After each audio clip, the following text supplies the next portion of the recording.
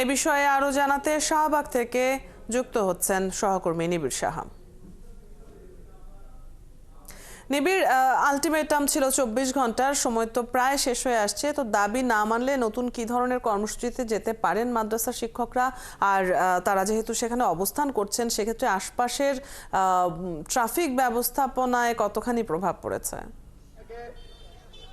আগত শিক্ষক ও শিক্ষিকা ভাই বোনেরা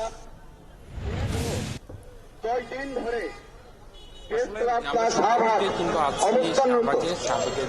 সকলের প্রতি আমার আন্তরিক সালাম রইল। আসসালামু আলাইকুম। দশম দিনের মতো কিন্তু তারা আন্দোলন করছেন এবং এই মুহূর্তে কিন্তু আসলে তাদের যে গতকালের যে আলটিমেটাম আমরা একত্রিত হয়েছি আজকে দুপুর 2টা পর্যন্ত আলটিমেটাম দিয়েছিলেন যে আজকে দুপুর 2টার মধ্যে তাদের যে এক দফা দাবি, সেই স্বতন্ত্র ইবতেদায়ী যেসব মাদ্রাসা রয়েছে সারা বাংলাদেশে প্রায় 12,000 মাদ্রাসা রয়েছে, যেগুলোকে সরকারিকরণ করতে হবে এবং সেই সাথে তাদের যে বেতন ভাতা সেগুলো প্রাইমারি কিংবা প্রাথমিক বিদ্যালয়ের যে শিক্ষকদের বেতন কাঠামো, সেই বেতন কাঠামো অনুযায়ী বেতন ভাতা ঠিক করতে হবে। কেননা তারা বলছে যে তারা দীর্ঘ সময় কিন্তু আসলে শিক্ষকতা করছেন, আসলে সেখান থেকেই কিন্তু আসলে তেমন কোনো আসলে খুব বেশি বেতন ভাতা কিন্তু তারা পাচ্ছে না, যার কারণে তাদের জীবনযাপন সঙ্গে পরিবার পরিচালনা সবকিছু মিলেই কিন্তু তারা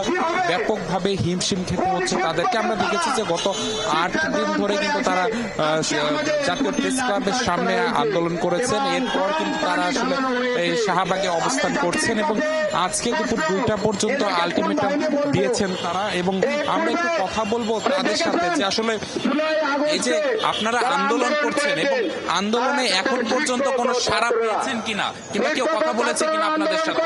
আমরা মাননীয় শিক্ষা সচিব মহোদয়ের কাছে স্মারকলিপি দিয়েছি, শিক্ষা উপদেষ্টার কাছে স্মারকলিপি দিয়েছি এবং যেদিন আমরা ডক্টর ইউনূস স্যারের কাছে স্মারকলিপি দিতে যাই সেদিন পুলিশ বাহিনী আমাদেরকে অতর্কিত হামলা চালায়, লাঠিচার্জ, পানি, রাবার বুলেট দিয়ে আমাদেরকে অসুস্থ করে। আমার অনেক ভাইয়েরা হসপিটালে ভর্তি আছে এবং অনেক বোনের হাত পা বাড়ি দিয়েছে, মাথায় বাড়ি পড়ছে, মাথায় বাড়ি পড়েছে। এবং আপনারা যখন আন্দোলন করছেন আলটিমেটাম দিয়েছেন, এখন পর্যন্ত আপনাদের কোনো সাড়া মিলেছে? না না, তাই তো বলতেছি যে কোনো স্মারকলিপি দেওয়ার পরও আজকে পর্যন্ত কোনো প্রতিনিধি আমাদের এখানে ওনারা পাঠাননি যে আমরা এতগুলো আমার শিক্ষক খোলা আকাশের নিচে রাত কাটাচ্ছে, অথচ কোনো প্রতিনিধি এখন পর্যন্ত আসেন নাই। আর আমার প্রতিজ্ঞা, আমার সর্বশিক্ষক প্রতিজ্ঞা, আমরা বারবার এখান থেকে পুলিশের লাঠিচার্জ মারধর খেয়ে ফিরে গেছি, এবার আর আমরা ফিরে যাব না জাতিকরণ আইনে ইনশাআল্লাহ।